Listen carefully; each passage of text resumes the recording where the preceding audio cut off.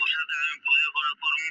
এখন দেখি যে আপনার চাঁদাবাদি এখন ওরা ফাঁকতালে এখন হাসতাছে খিলখিল করে।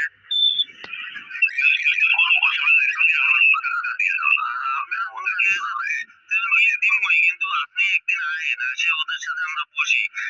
আপনি আবার মনে করেন বলছেন ওগোর যে হুমায়ুনের টিয়া দেওয়া যাবে না, আবার আমার টিয়া চান যে 4 লাখ টাকা জমা দাও ব্যাংকে, তাহলে এগুর আবার কোয়ান মোবাইলে যে ওরে টিয়া দেন না, তাহলে আমি কি চুরি করবো না ডাকাতি করবো না আপনার বাড়ি চুরি করবো না আপনার চুরি করে কিডনি বেচবো আপনার বেচে নিমু।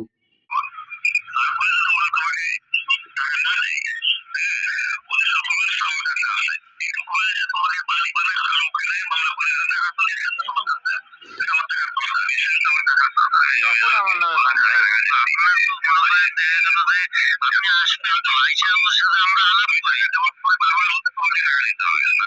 টাকা না দাও আমার কিন্তু পরিচালিত ওইভাবে চলবে। আমি আমার কাছ থেকে টাকা দেওয়া বারবার বলছি।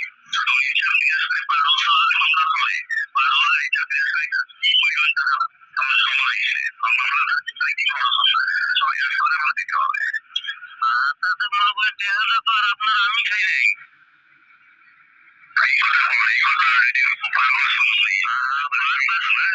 আপনি এটা ব্যবসা করতেছেন, ব্যবসা করতে এখানে যদি আমার এই ভাষণ বাড়তে হয়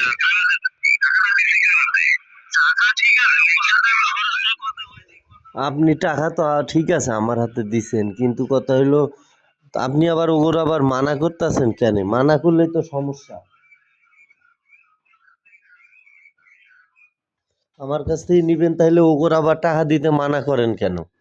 ওগোর আবার মানা করতাছেন, মানা করলে কি আর ওরা টেহা দিব? তাইলে আমি কি চুরি করবো টেহা? এই কথাটা বারবার বুঝতাছেন না কেন? আপনার কি মাথার সমস্যা হয়েছে? হ্যাঁ, আপনি সুদের টেকা নিবেন, সুদ খাবেন যখন, তাহলে আপনি আসবেন, আসে সুদের টেকা আপনি কিভাবে নিবেন? তাইলে ওগো যদি টেহাও দিতে মানা করেন, তাহলে আমার কাছে আবার চাপ দেন। আপনি কি মনে করছেন যে বাংলাদেশে কোনো আইন নাই? আপনি তো আওয়ামী লীগ পার্টি করেন, আওয়ামী লীগ পার্টি করেন, আপনার আওয়ামী লীগ হিসাবে আমরা ধরাই দিমু এখন। তাইলে কেমনে কি হইলো? আপনি আসেন, আমরা ওদের সাথে আলাপ করে বসি।